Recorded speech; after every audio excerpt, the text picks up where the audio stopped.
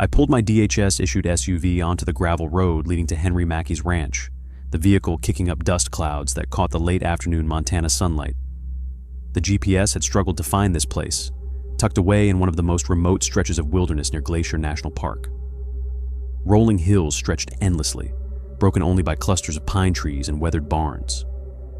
The ranch house came into view as I rounded the final bend, a sturdy log structure with a wraparound porch and metal roof gleaming in the fading light. A man stood waiting beside a mud-splattered pickup truck, arms crossed over a well-worn flannel shirt. I parked and grabbed my field equipment from the passenger seat, my mind still processing the unusual nature of this call. Signal interference reports weren't typically my domain, but Director Sullivan had specifically requested I handle this one personally. "Mr. Mackey," I called as I approached, holding up my credentials. "Dr. Preston Caldwell, Department of Homeland Security, Signal Intelligence Division." Henry Mackey looked me up and down, his weathered face set in a frown beneath a faded baseball cap. "Took you folks long enough. Called this in 3 weeks ago. Sorry about the delay. We prioritize cases based on several factors." I tucked my ID back into my jacket pocket. The truth was, I'd been knee-deep in analysis of Chinese submarine communications intercepts when Sullivan pulled me off that assignment. 30 years in signal intelligence had taught me to recognize when something didn't fit standard protocols, and this assignment definitely qualified. "I understand you've detected some unusual radio interference on your property." Henry scratched his graying beard, studying me with the careful assessment of a man who'd spent decades reading weather patterns and livestock behavior. "Been ranching this land 22 years. Never had problems with radio signals till last month when that section up north started acting up." He pointed toward a distant ridge where the late sunlight cast long shadows across the mountainside. "Found something after those heavy spring rains washed out part of the hillside, some kind of metal structure with government markings on it." I felt a familiar tingle of professional curiosity. In my 3 decades analyzing electromagnetic anomalies for various government agencies, I'd encountered everything from Soviet satellite debris to experimental military hardware that officially didn't exist. Most cases turned out to be mundane: old radar installations, abandoned communication arrays, the occasional piece of crashed aircraft. But Henry's description triggered something in my memory, a classified briefing from years ago about Cold War-era installations that were supposed to have been fully decommissioned. "And you mentioned hearing signals, clicking patterns like someone tapping on metal?" I asked, pulling out a small notebook to record details. My wife Anne always teased me about my old-school approach to documentation, but handwritten notes couldn't be hacked or remotely accessed. His eyes narrowed, the suspicion of a rural man who'd learned not to trust government officials. "Only happens at night. Sheriff Wade thought I was crazy, said it was probably just some old storage bunker from the Cold War. But storage bunkers don't make noises 40 years after being abandoned." I nodded, keeping my expression neutral while my mind raced through possibilities. During my early career with the Air Force's Electronic Security Command, I'd worked on projects involving long-term signal monitoring stations. Most were straightforward surveillance operations, but there had been rumors about more exotic research. Experiments in atmospheric signal propagation, attempts to develop communication systems that could penetrate deep underground or transmit across vast distances without traditional relay station. "That's why I'm here, Mr. Mackey, to figure out what you found."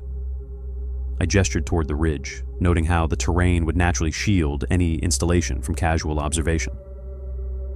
"Mind showing me where it is?" Henry gave a curt nod and started walking toward his pickup truck. "This way. Ground's still soft from the spring runoff, so we'll need to drive most of the way." As we climbed into his truck, I found myself thinking about the conversation I'd had with Anne before leaving our Arlington home 3 days ago. She'd been worried about my increasing obsession with unusual cases, pointing out that our teenagers Lucas and Emma were already complaining about Dad being away too much. At 52, I was supposedly winding down toward retirement, but cases like this one pulled at something deep in my professional soul. The need to solve puzzles that others couldn't or wouldn't tackle. The truck bounced along a rutted dirt track that wound through pasture land dotted with cattle. Henry drove with the casual confidence of someone who knew every rock and pothole on his property. "You ever work on anything like this before?" he asked, glancing at me sideways. "Similar situations," I replied, carefully. Military installations from that era often had backup power systems that could maintain basic functions for extended periods. What you're hearing might be automated equipment that's been cycling through predetermined patterns for decades. It was a plausible explanation, one that would satisfy most people's curiosity. But as we drove deeper into the Montana wilderness, I couldn't shake the feeling that this case was going to be different. The timing of Sullivan's personal involvement, the specific mention of signal patterns, the location's proximity to areas I knew had been used for classified research. Too many factors were aligning in ways that suggested something more complex than a simple abandoned bunker. Henry pulled the truck to a stop near a section of hillside where recent erosion had carved deep gullies in the earth. "Found it when the hillside washed out over there," he said, pointing to a fresh cut in the landscape. Rain must have stripped away decades of accumulated soil and vegetation. I stepped out of the truck and immediately felt the profound silence of the Montana wilderness. No traffic noise, no urban electromagnetic interference, just the whisper of wind through pine needles and the distant call of a hawk circling overhead. It was the perfect environment for detecting subtle signal anomalies, which made Henry's reports all the more credible. "How long have you owned this land?" I asked, pulling my equipment bag from the truck bed. "Bought it in Oro 2 from the Patterson family. They'd had it since the 50s, used it mainly for seasonal grazing." Henry started walking toward the erosion site, his boots crunching on loose gravel.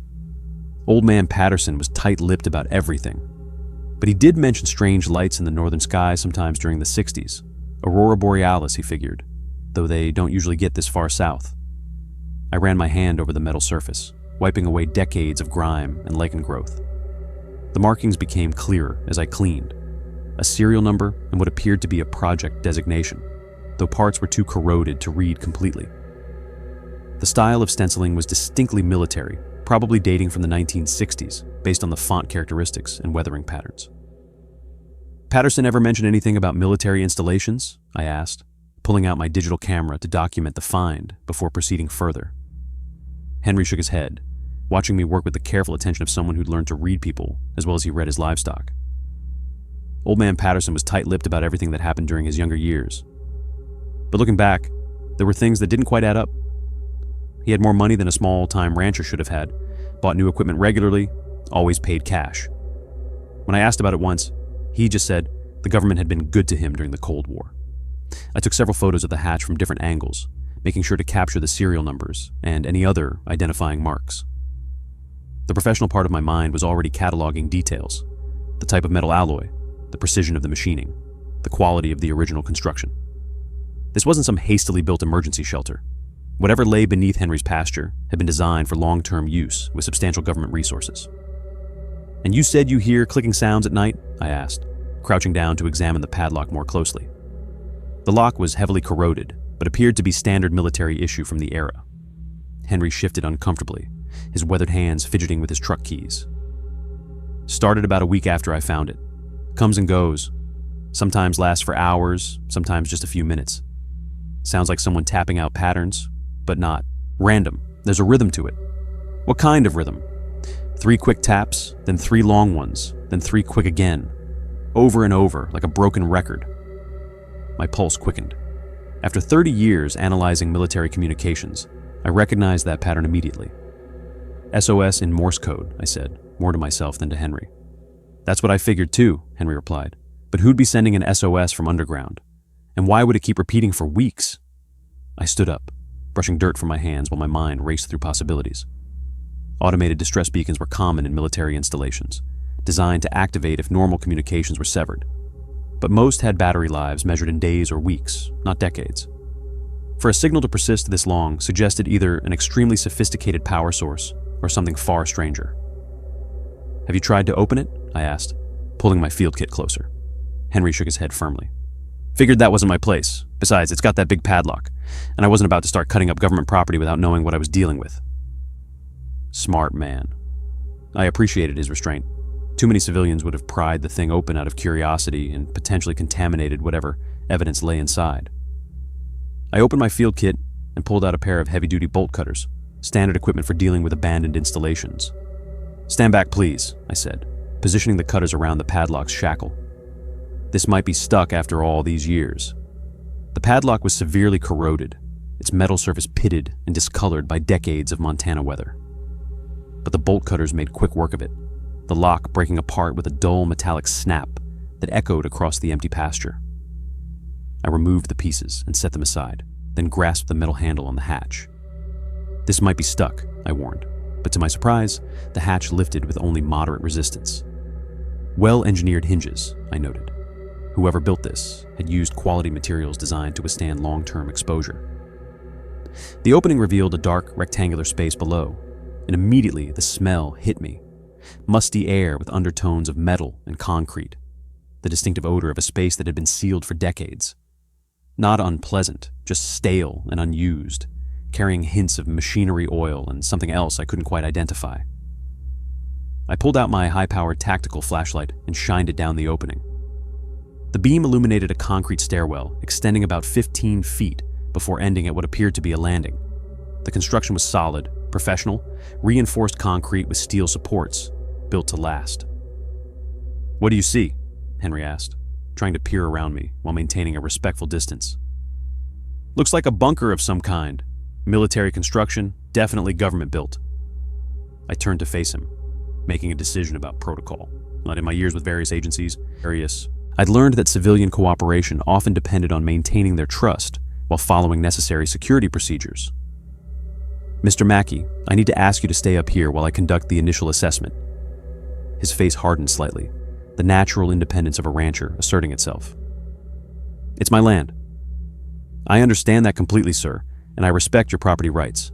But this is potentially a classified government facility, and there could be safety concerns we don't know about yet. Standard protocol requires that I conduct the initial assessment alone." I pulled out a small two-way radio from my kit. "If I need to communicate with you, I'll use this. Channel 3.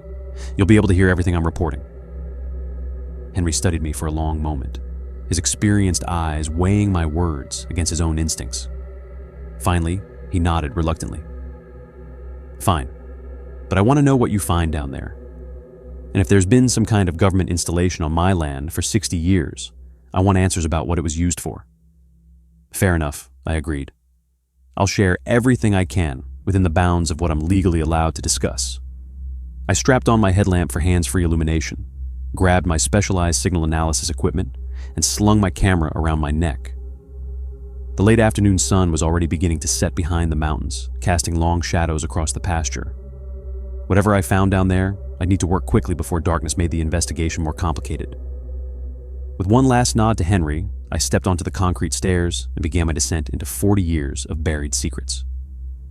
The air grew cooler as I made my way down the concrete stairs, each step echoing softly in the enclosed space. My headlamp beam cut through the darkness, revealing walls constructed with the same attention to detail as the entrance, reinforced concrete with steel supports, built to withstand both time and potential blast effects. The temperature differential was noticeable.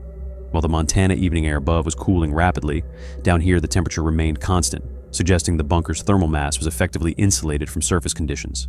At the bottom of the stairwell, I found myself facing a heavy metal door with a simple but robust latch mechanism. The door showed signs of age, surface oxidation, and minor pitting, but the hinges appeared to be well maintained, possibly due to the controlled environment. I tested the latch carefully, noting the smooth operation despite decades of disuse. The door opened with a loud metallic groan that seemed unnaturally amplified in the confined space.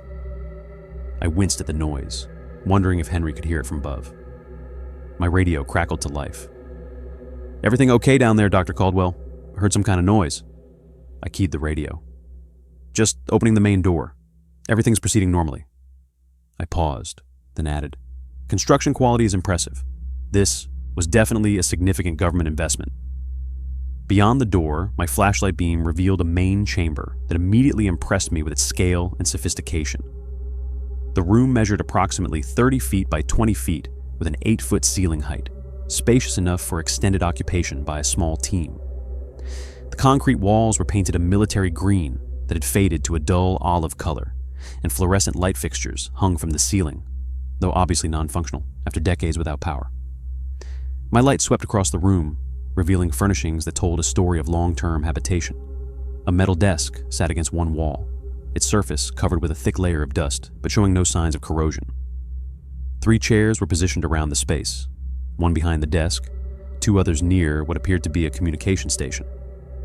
Filing cabinets lined another wall, their heavy-gauge steel construction suggesting they contained materials requiring secure storage. But it was the far wall that captured my immediate attention. 5 radio units were arranged in a precise row, each with its own chair positioned for optimal operator access. The equipment was clearly military grade from the 1960s era. Bulky units with large analog dials, vacuum tube housings, and multiple antenna connections. The craftsmanship was evident even under the dust. This wasn't standard issue field radio equipment, but specialized communications gear that would have represented cutting-edge technology for its time. I moved closer, pulling out my camera to document everything systematically.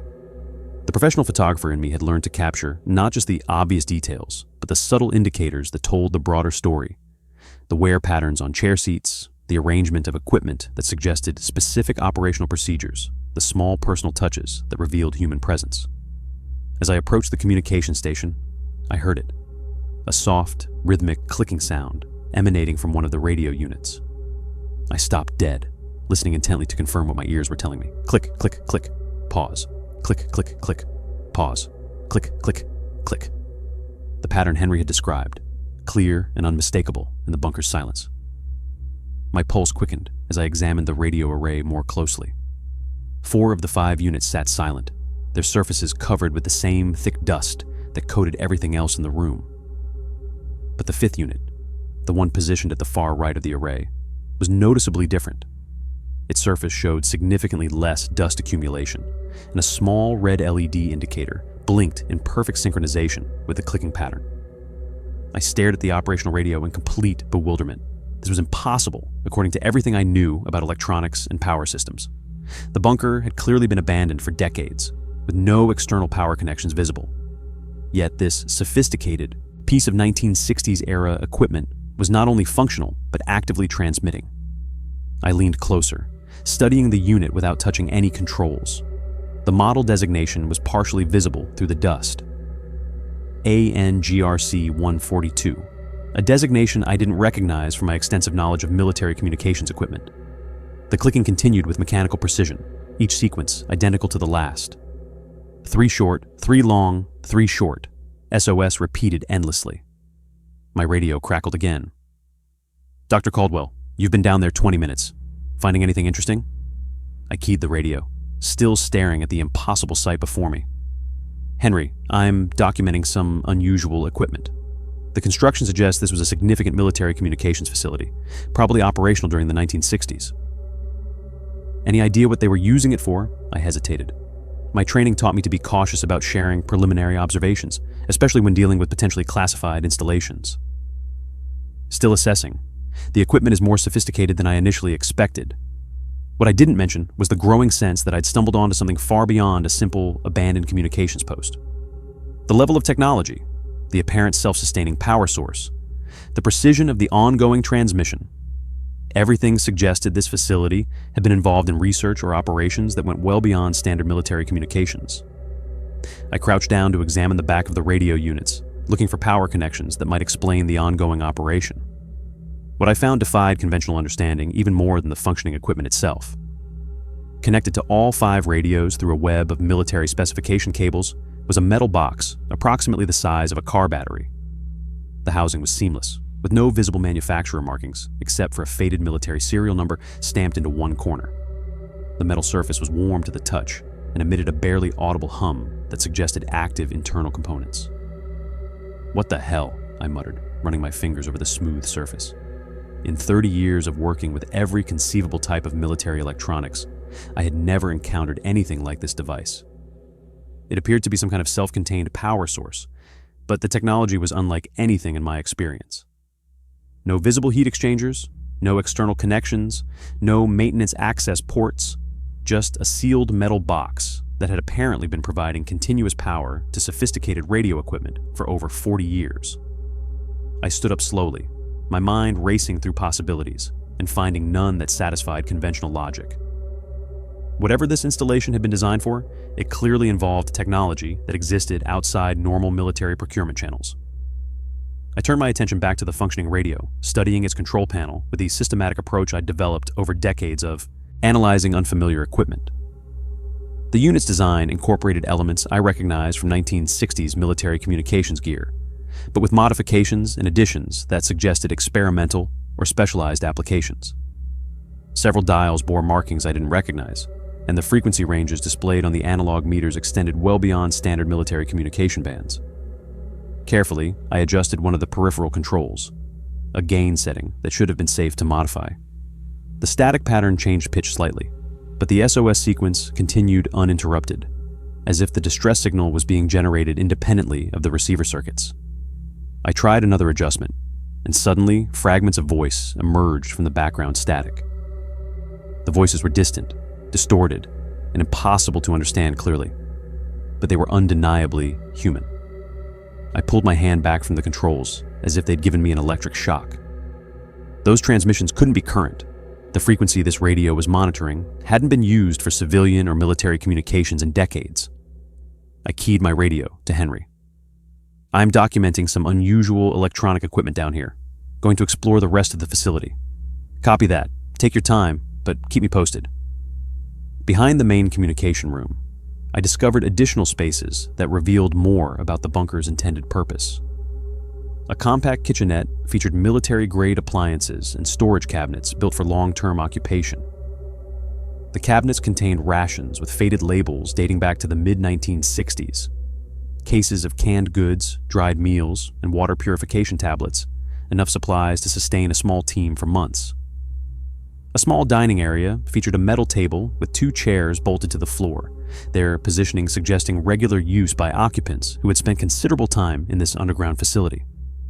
The setup implied this wasn't just an emergency shelter or temporary monitoring post, but a long-term installation designed for sustained human presence.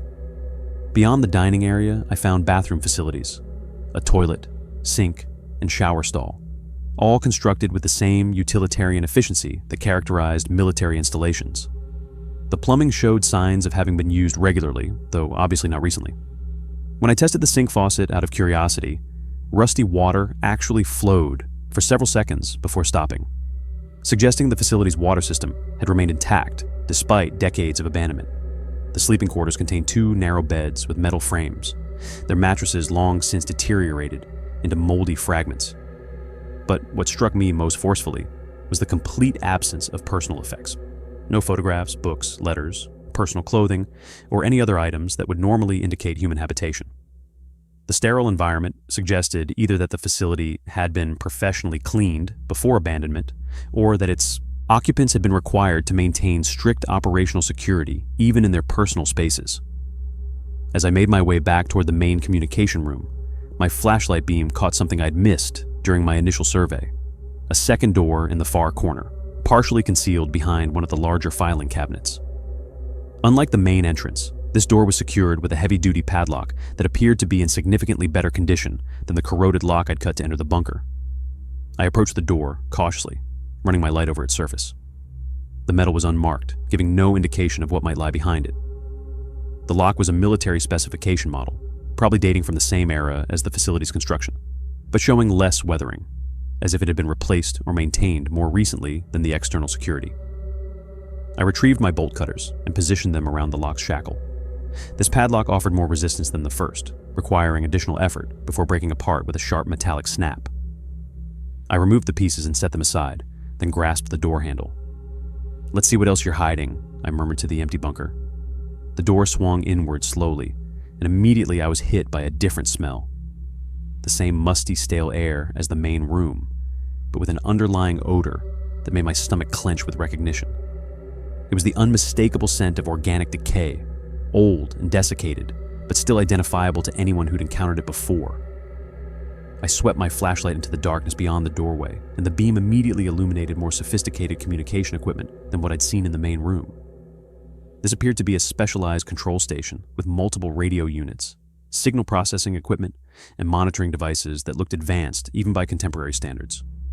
As I moved my light around the room, the beam caught something that made me freeze in place. Slumped over one of the radio consoles was a human figure, or what remained of one. The body had mummified in the dry, controlled environment of the sealed room, leaving behind a desiccated corpse still dressed in what I could clearly identify as a military uniform from the 1960s era. The skin had turned a dark, leathery brown and had drawn tight over the underlying bone structure. Wisps of hair still clung to the skull, An empty eye socket stared blindly at radio controls where skeletal fingers still rested, as if the person had died while operating the equipment. I took an involuntary step backward, my professional composure shaken, despite having encountered human remains before in my career. But there was something particularly haunting about this discovery. Someone had died alone in this underground isolation, apparently decades ago, still sitting at their duty station, as if waiting for orders or relief that never came. My radio crackled with static, and Henry's voice brought me back to the immediate situation. "Dr. Caldwell, you okay down there? Haven't heard from you in a while." I keyed the radio with trembling hands. "I'm fine, Henry. Continuing documentation. This is definitely a more complex installation than initially apparent." What I didn't tell him was that I just discovered evidence of what appeared to be a military cover-up that had lasted for over 40 years. Someone had died in this bunker, forgotten and abandoned by whatever organization had stationed them here, and their remains had been left to desiccate in this underground tomb, while the world above moved on without them. I pulled a pair of nitrile gloves from my field kit and snapped them on, the sound unnaturally loud in the confined space. Moving closer to the remains, I forced myself to maintain professional detachment while documenting what was clearly a significant discovery. The uniform was standard Army issue from the 1960s, and I could make out rank insignia identifying the deceased as a private first class. Despite decades of desiccation, the fabric had been preserved by the bunker's controlled environment. Empty military ration cans were scattered around the floor near the chair. I counted at least 20 containers with faded labels dating from 1966 and 1967. The quantity suggested someone had survived in this bunker for an extended period, rationing supplies while waiting for relief or rescue that never arrived. A revolver lay on the desk near the mummified hand, a Smith & Wesson Model 10 from the appearance. I examined it carefully without touching, noting that 3 chambers in the cylinder contained spent casings while the other 3 still held live rounds. The weapon's presence raised disturbing questions about the circumstances surrounding this person's final days. I searched for identification, finally locating a military ID card partially hidden beneath some papers on the desk. Using my pen to carefully move the documents aside, I was able to read the name: Private First Class Irving Walsh. "Irving Walsh," I said quietly to the silent room, feeling the weight of finally putting a name to this forgotten soldier.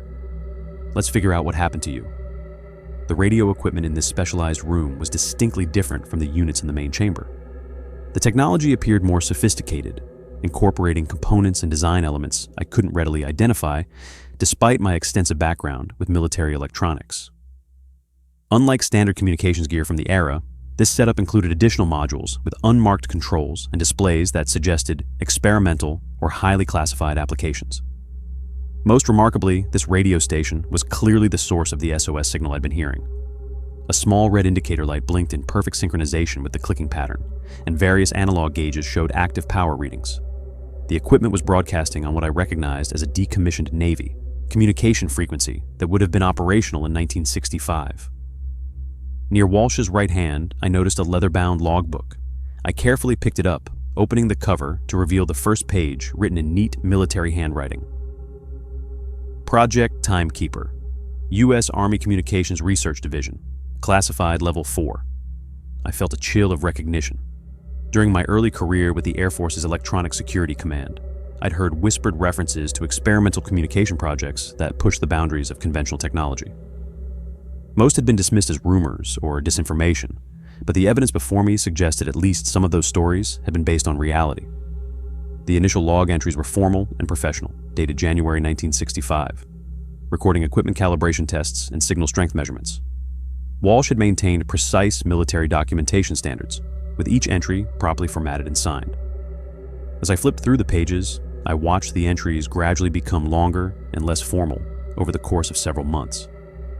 By March 1965, Walsh was writing detailed paragraphs about daily routines, equipment maintenance procedures, and what he described as breakthrough achievements in long-range signal transmission.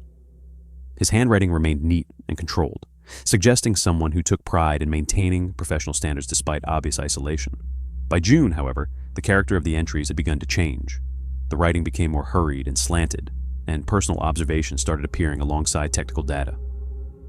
Walsh wrote about the profound silence of the underground facility, the challenge of maintaining mental focus during extended isolation, and his growing concerns about irregular supply deliveries. An entry from August 1965 stopped me cold. Major breakthrough achieved today. Successful signal transmission to Kielvik base confirmed.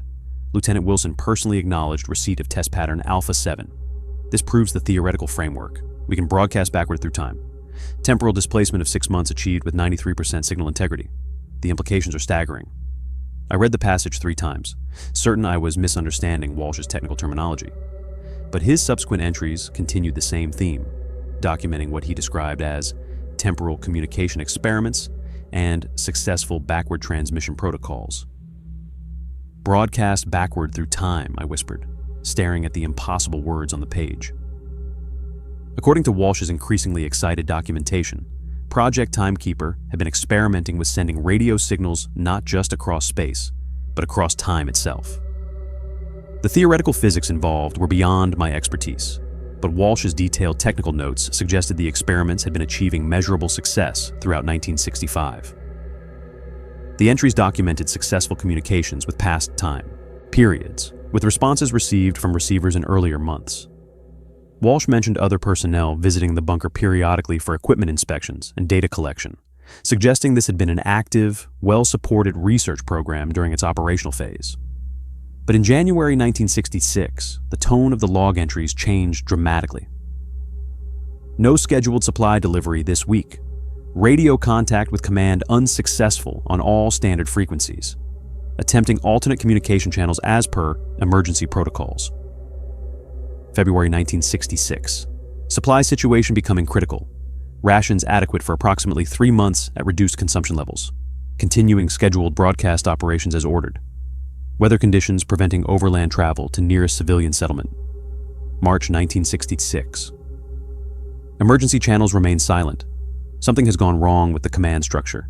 Attempting to use temporal communication protocols to alert previous operational periods about current situation. As I continued reading, Walsh's growing desperation became evident. He had begun attempting to use the experimental time communication technology to warn his past self about the developing crisis, trying to alter the timeline to prevent his own abandonment. The entries through summer and fall 1966 documented increasingly desperate rationing measures and failed attempts to establish contact with the outside world. Walsh had tried multiple times to leave the bunker on foot, but severe Montana winter weather and his deteriorating physical condition had forced him back underground each time. By winter 1966, the handwriting had become shaky and sometimes nearly illegible. The entries were brief, often incoherent, and revealed a man slowly losing his grip on reality as the isolation and malnutrition took their toll. Walsh had begun addressing his log entries as if the book itself were a person, his only companion in the underground isolation. The final entry, dated April 19, 1967, was written in a barely legible scrawl.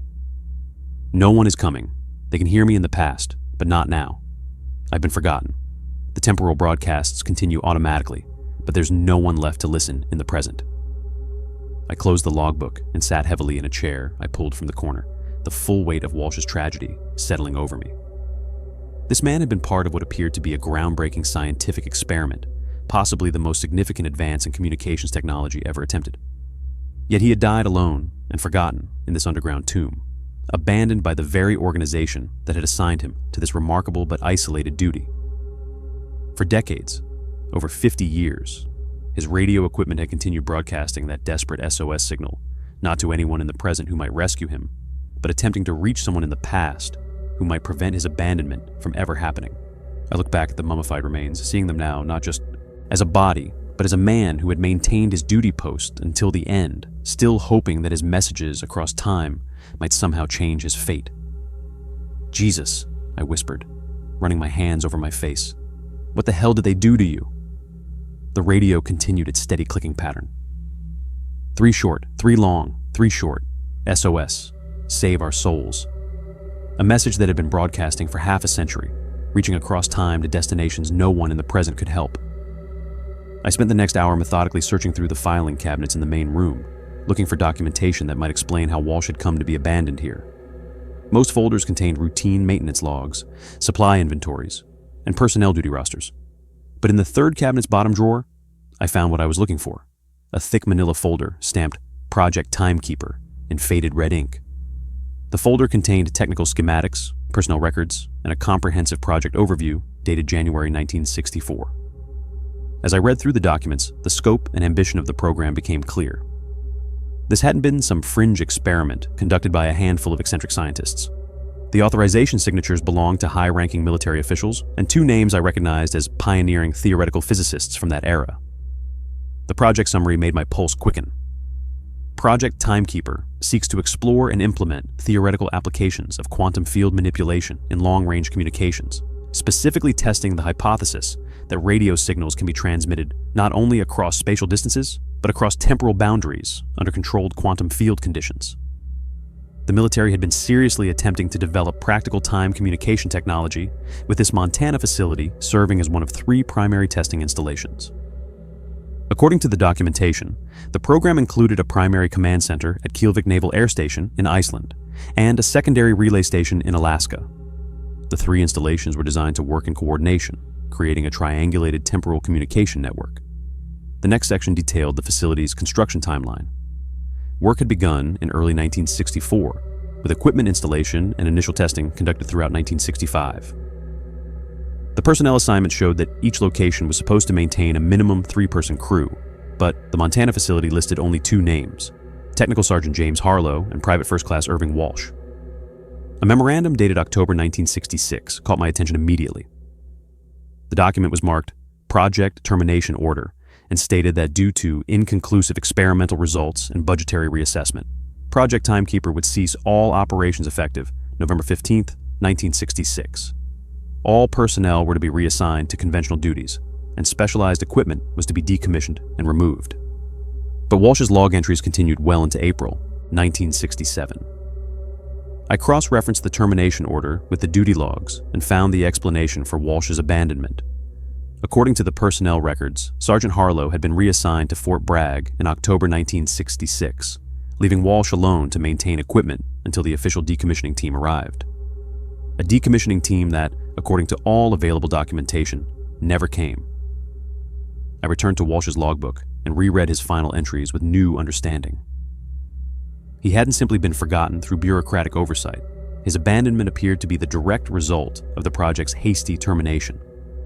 In the rush to shut down an experimental program that was producing unsettling results, the military had simply lost track of one isolated soldier in a remote Montana bunker. My radio crackled with Henry's voice. "Dr. Caldwell, you've been down there over 2 hours. Sun's setting up here. Everything okay?" I keyed the radio, trying to keep my voice steady. "I'm completing my documentation now. This is definitely a more significant find than initially expected. I'll need to file a comprehensive report." "What kind of find? You're being pretty vague about what's down there." I hesitated, looking around the bunker filled with impossible technology and the remains of a forgotten soldier. "Henry, I can tell you this much. You've discovered something that's going to require serious government attention. There are historical aspects to this installation that need to be properly addressed." What I couldn't tell him was that his discovery had the potential to rewrite understanding of both military history and theoretical physics. The technology in this bunker, if it truly worked, as Walsh's log suggested, represented advances that were decades ahead of anything in the current scientific literature. I was about to pack up my equipment when a sound made me freeze in place. Static suddenly burst from the main communication room, clearly audible even from my position in Walsh's specialized chamber. I stepped out and looked toward the row of radio units against the far wall. The second radio from the left, which had been silent and covered in dust throughout my investigation, now displayed a blinking red indicator light. The static grew louder, then organized itself into a different pattern from Walsh's SOS signal. I approached the newly active unit cautiously and leaned in to listen. Through the interference, a human voice emerged, distant and fragmented, but unmistakably real. "Timekeeper Montana, this is Keflavik Base. Respond immediately, over." I grabbed my notebook and wrote down the transmission as it repeated.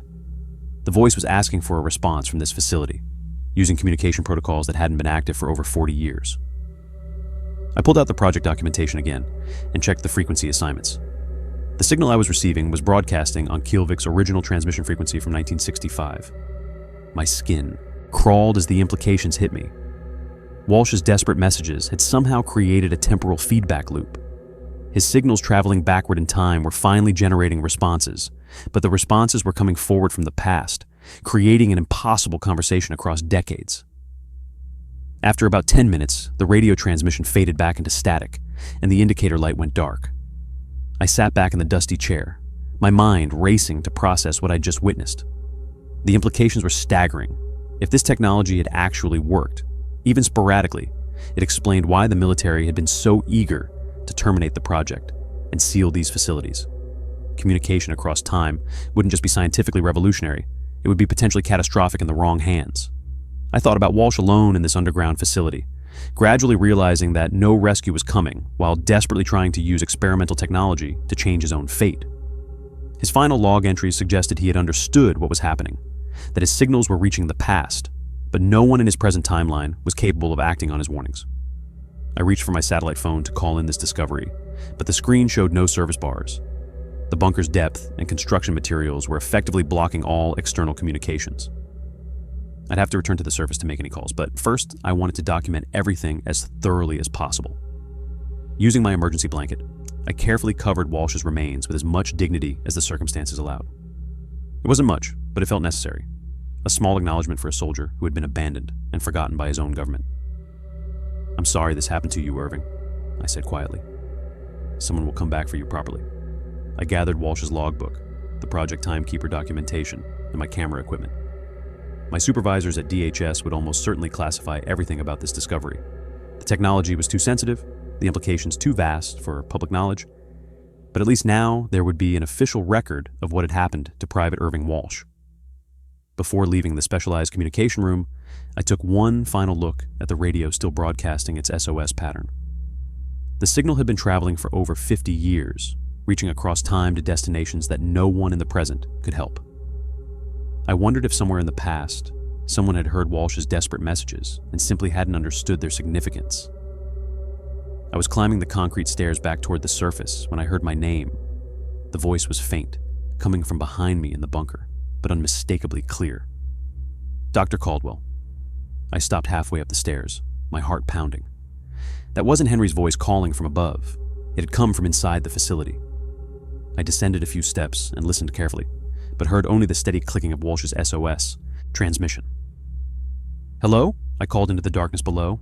Silence.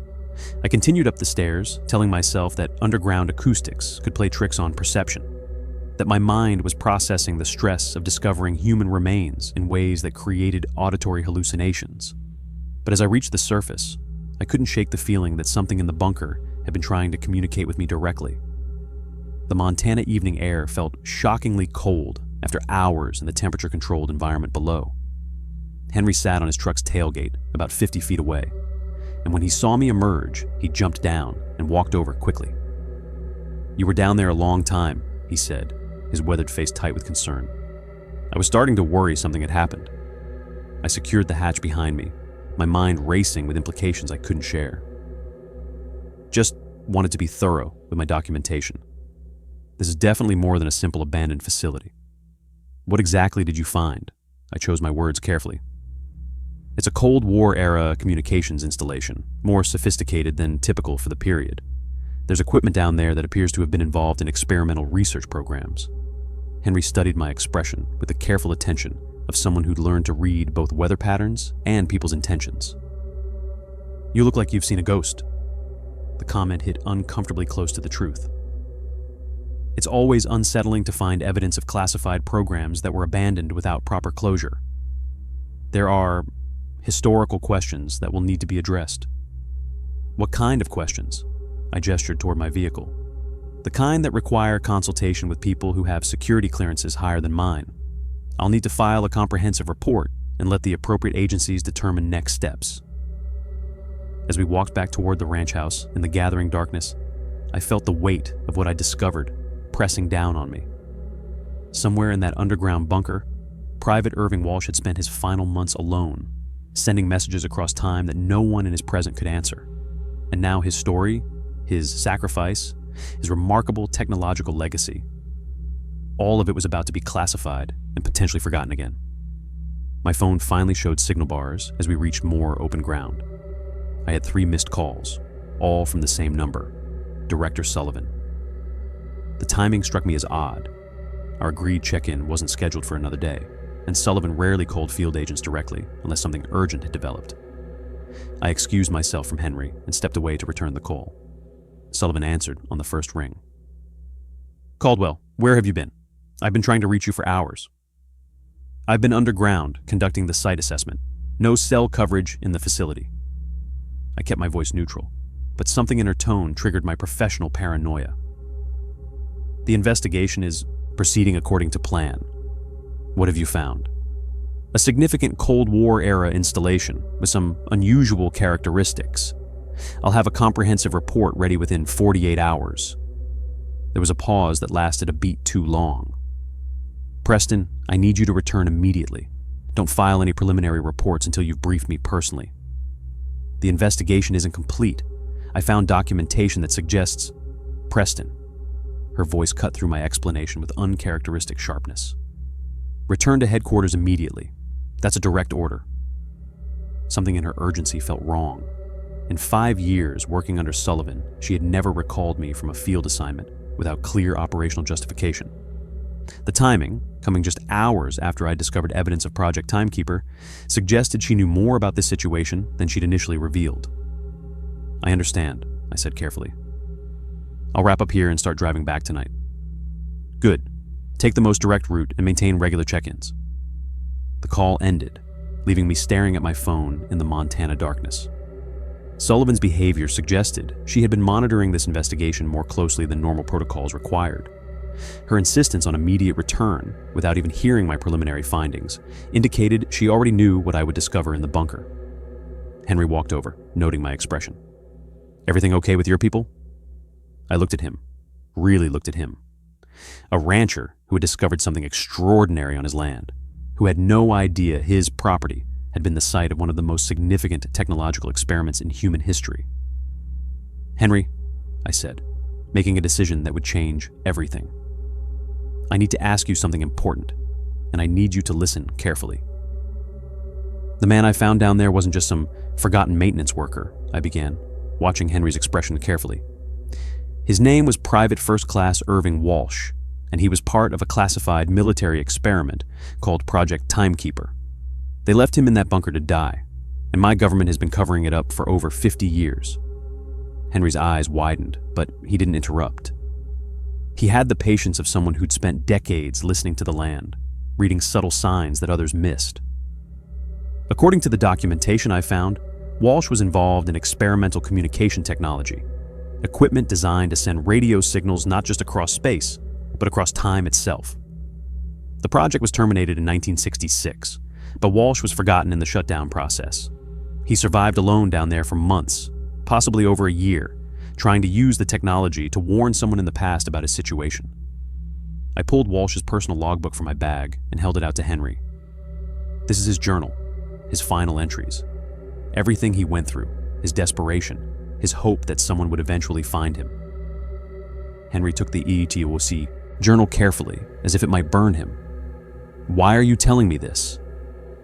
"Because my supervisor just ordered me back to headquarters immediately, without even hearing what I found. She already knows about this installation, Henry.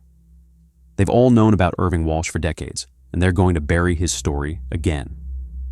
The weight of my decision settled over me as I spoke the words aloud. I was crossing a line that would end my career and potentially put me in legal jeopardy. But the image of Walsh's mummified remains, still sitting at his duty station after 50 years, made the choice feel inevitable. "What do you want me to do?" Henry asked quietly. "Keep that journal safe. Don't tell anyone you have it unless you absolutely must. If something happens to me, if I disappear, or if there's some kind of accident, make sure someone knows about Irving Walsh." Henry nodded slowly, tucking the journal inside his jacket. "What about you? What are you going to do?" I looked back toward the bunker entrance, then at my government vehicle, parked nearby. The tracking systems in that SUV would report my location constantly until I reached headquarters. Sullivan would know exactly where I was and when I'd left Montana. "I'm going to make sure Irving Walsh isn't forgotten again," I said, making a decision that felt both terrifying and liberating. "But first, I need to disappear for a while." I walked to my vehicle and retrieved my personal bag, leaving behind all government-issued equipment except my phone and the Project Timekeeper documentation. The tracking devices in the SUV would show I'd remained at this location for several more hours, buying me time before anyone realized I'd abandoned my assigned mission. "There's something else you should know," I told Henry as I shouldered my bag. "The equipment in that bunker is still active. The radio systems are somehow still powered after 40 years, and they're broadcasting signals that seem to be creating some kind of temporal effect. I heard voices down there, transmissions from the past that shouldn't be possible." Henry studied my face in the dim light.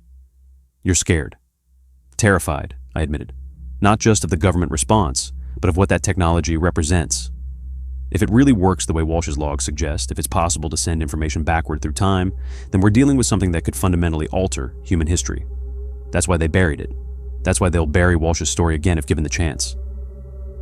I thought about Anne and our teenagers back in Arlington, probably wondering why Dad was working late again.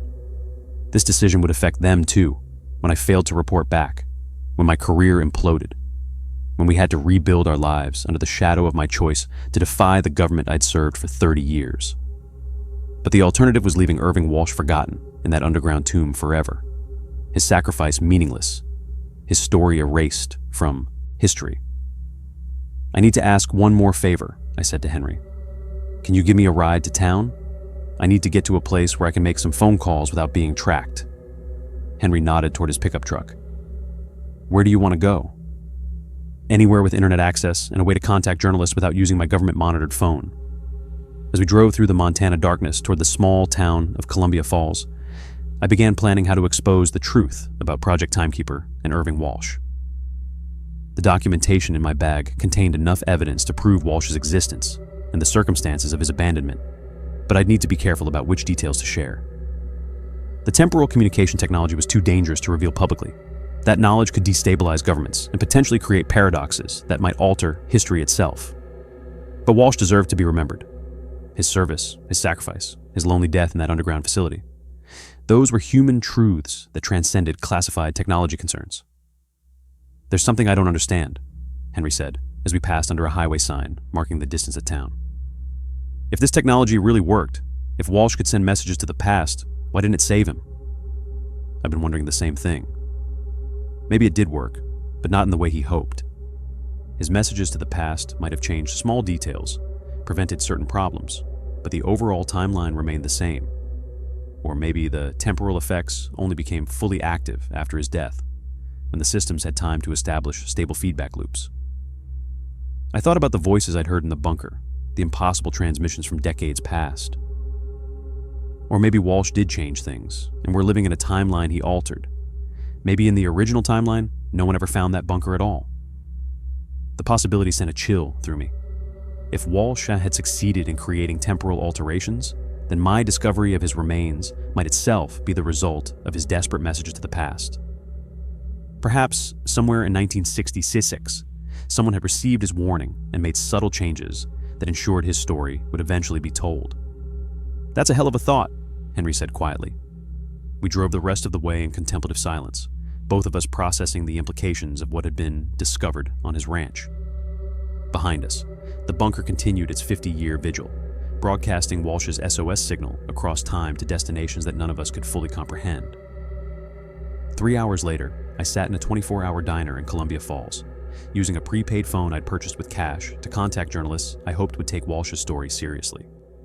The fluorescent lights buzzed overhead as I carefully selected pages from the Project Timekeeper documentation to photograph with the phone's camera, enough evidence to prove Walsh's existence and abandonment, but omitting the technical specifications that could be dangerous in the wrong hands. My first call went to Catherine Chen at the Washington Post, a reporter whose investigation of military cover-ups had won her a Pulitzer Prize 3 years earlier. I left a detailed voicemail explaining that I had documentation of a forgotten soldier who had died in government custody during a classified Cold War experiment, along with my contact information for the prepaid phone. The second call went to James Morales at ProPublica, whose series exposing military contractor fraud had forced congressional hearings and policy changes. Again, I left comprehensive details about Walsh's situation without mentioning the temporal communication aspects. The third call was to Dr. Lisa Weaver, a historian at the University of Montana, who specialized in documenting forgotten military personnel from the Cold War era. Her academic credentials would lend credibility to any story that emerged from my disclosure. Each message contained the same core information.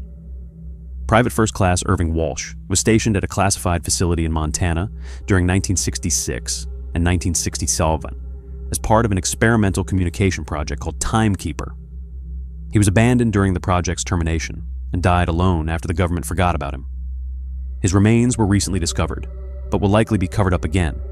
He deserves to be remembered. I attached the photographed documents to encrypted emails sent from a public computer terminal in the diner's back corner, then destroyed the prepaid phone's SIM card and disposed of the pieces in separate trash containers around town. By dawn, I was driving a used pickup truck I'd purchased from a local dealer with cash, a transaction that would be much harder for government agencies to track than rental car records or credit card usage. I'd left Henry's contact information with the dealer as a reference, knowing he would confirm my identity if questioned, but wouldn't volunteer information about our connection to the bunker discovery. The next several days passed in a blur of constant movement and careful communication management. I stayed in small motels, paid cash for everything, and monitored news outlets obsessively for any sign that the journalists were investigating Walsh's story. My phone remained turned off, except for brief periods when I checked for messages from Anne, who was growing increasingly worried about my extended absence from home. Her voicemails grew more anxious each day. "Preston, where are you? The kids are asking questions I don't know how to answer. Your office called, looking for you. Please call me back." On the fourth day, I finally risked a brief call from a payphone in Missoula. "Preston?" Anne's voice was tight with worry and anger. "Where the hell are you? Director Sullivan called yesterday asking if I had heard from you. She said you'd missed scheduled check-ins." "I'm safe, Anne, but I can't come home right now. I discovered something in Montana that the government wants to cover up, and I made a choice to do what I think is right instead of what's politically safe." There was a long pause. "What kind of choice?" "Preston, you're scaring me." I closed my eyes, feeling the weight of how my decision was affecting the people I loved most. I found evidence of a soldier who was abandoned and forgotten by his own government during the Cold War. They want to bury his story again, and I can't let that happen. "So, you abandoned your family instead?" The pain in her voice cut through me like a blade. "I'm trying to protect our family by doing this the right way. If I'd followed orders and filed a standard report, this would have been classified and forgotten. But if I can get the story out through journalists first, at least the truth will be on record." Another pause. "How long?" "I don't know. Maybe a few more days, maybe longer. It depends on how quickly the journalists can verify the information and publish their stories." "Preston, Lucas asked me yesterday if you were coming home for his baseball game next week. What am I supposed to tell him?" The question hit me harder than any government threat could have. My 16-year-old son, probably wondering if his father had simply walked away from his responsibilities. My daughter Emma, 2 years younger, dealing with questions from friends about why Dad wasn't around anymore. "Tell them I love them, and that I'm doing something important that I hope that they'll understand when they're older." "That's not enough, Preston." "I know," I said quietly, "but it's all I can give you right now." After hanging up, I drove aimlessly through the Montana mountains, wrestling with the consequences of my choice. I justified my actions by focusing on Irving Walsh's forgotten sacrifice. But the reality was that my decision to expose the truth was causing real harm to my own family. 2 days later, my persistence paid off. Catherine Chen published a front-page article in the Washington Post titled, "The Forgotten Soldier: The Mysterious Death of PFC Irving Walsh." The story didn't mention Project Timekeeper's temporal communication aspects, focusing instead on the human tragedy of Walsh's abandonment and the decades-long cover-up of his death. The article quoted anonymous government sources confirming Walsh's assignment to a classified communication facility in Montana and included photographs of some of his journal entries that I'd provided. Chen had done her job well, presenting Walsh's story as a compelling human interest piece about military personnel abandoned by bureaucratic failures, rather than as a sensational story about impossible technology. Within hours, other news outlets picked up the story. ProPublica published James Morales' follow-up investigation, adding details about the systematic problems in military personnel tracking that had allowed Walsh's abandonment to occur. Dr. Weaver provided historical context about similar cases of forgotten soldiers from the Cold War era. The public response was immediate and sympathetic. Veterans organizations demanded congressional hearings. Social media campaigns emerged, calling for Walsh to receive proper military honors. The hashtag #JerRememberWalsh began trending as people shared stories about their own forgotten family members who had served in classified programs. For the first time since leaving Montana, I felt a sense of cautious optimism that Walsh's sacrifice might finally be properly recognized. 4 months after fleeing Montana, I stood in the back of Arlington National Cemetery, watching from a distance as they laid Private First Class Irving Walsh to rest with full military honors. The ceremony was exactly what he deserved: an honor guard, a flag-draped coffin, and taps played across the rolling Virginia hills where America's heroes found their final peace. The public pressure generated by the news coverage had worked. Within weeks of the Washington Post article, congressional representatives had demanded answers from the Defense Department about Walsh's abandonment. Veterans organizations had rallied behind his story, seeing in his fate the potential for their own forgotten sacrifices. The hashtag campaigns and social media attention had made it politically impossible for the military to continue ignoring his case. The official story claimed Walsh had died during a routine communication exercise at a remote installation, with his remains only recently recovered due to structural damage that made the facility accessible. No mention was made of Project Timekeeper or temporal communication technology. Those secrets remained buried with the bunker that had collapsed under its own weight shortly after my investigation. I spotted Henry in the small crowd of attendees, wearing a dark suit and standing respectfully as the honor guard performed their ancient ritual. He had kept his promise, never revealing the full truth about what I'd told him that night in Montana, but providing enough information to journalists to ensure Walsh's story reached the public. My phone buzzed with a text from Anne. "Saw the ceremony on the news. Are you there?" I typed back, "Yes, it's what he deserved." "When are you coming home, Preston?" It was the question I'd been avoiding for months. My career with the government was over. Director Sullivan had made that clear through intermediaries. My security clearance had been revoked, and I was under investigation for violating multiple federal laws regarding classified information disclosure. But the public attention surrounding Walsh's case had also provided me with some protection. Prosecuting the whistleblower who exposed a forgotten soldier's tragic abandonment would be a public relations nightmare. "Soon," I texted back. "I think it's safe now." As the ceremony concluded and the small crowd began to disperse, Henry caught sight of me and walked over. We stood together in silence for several minutes, watching the groundskeepers prepare the gravesite. "Thank you," I said, finally. "For what?" "For helping me do the right thing. For keeping his story alive when I couldn't be there to tell it myself." Henry nodded toward the fresh grave. "You think he knows? Somehow, wherever he is, you think Irving Walsh knows he's not forgotten anymore?" I thought about the impossible radio signals still broadcasting from beneath his ranch, the temporal loops that might connect past and present in ways we couldn't understand. "I hope so. I really hope so." 2 weeks later, I finally returned home to Arlington. Anne met me at the door with a mixture of relief, anger, and something that might have been pride. Lucas and Emma emerged from their rooms cautiously, as if unsure whether their father was really back or just visiting temporarily. "Dad?" Emma asked quietly. "Are you in trouble?" I knelt down to her level, seeing my own uncertainty reflected in her 14-year-old eyes. "Maybe, probably, I made some decisions that upset important people. But you did the right thing?" This from Lucas, who at 16 was old enough to understand moral complexity. "I tried to. Sometimes doing the right thing means accepting consequences you don't like." Anne and I had many difficult conversations in the weeks that followed. I'd risked our financial security, our family's stability, and our children's sense of safety to honor the memory of a man I'd never met. She struggled to understand why Irving Walsh's story had mattered more to me than our immediate family's needs. "I get that what happened to him was wrong," she said during one of our late-night discussions. "But you had responsibilities to us too." She was right, of course. My decision had been selfish in its way, prioritizing abstract moral principles over concrete family obligations. But I couldn't explain to her about the voices I'd heard in that bunker, the sense of connection I'd felt to a forgotten soldier whose sacrifice had been erased from history. Some experiences change you in ways that make previous priorities seem insufficient. I found work as a private consultant, using my signal analysis expertise to help telecommunications companies optimize their networks. The pay was less than my government salary, but the work was honest and free from the moral compromises that had characterized my federal career.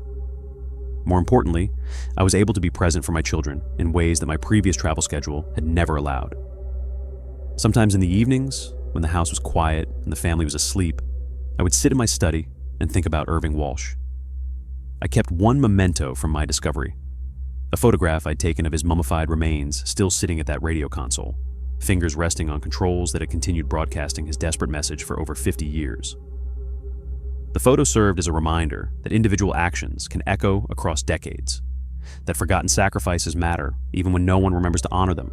Walsh had died alone and abandoned, but his story had ultimately reached the people who needed to hear it, even if it took half a century for his message to find its destination. I never learned what happened to the bunker after my investigation. Government crews had undoubtedly removed any remaining technology and sealed the site permanently. The temporal communication equipment, with its impossible implications for physics and history, had returned to the classified darkness where such secrets lived.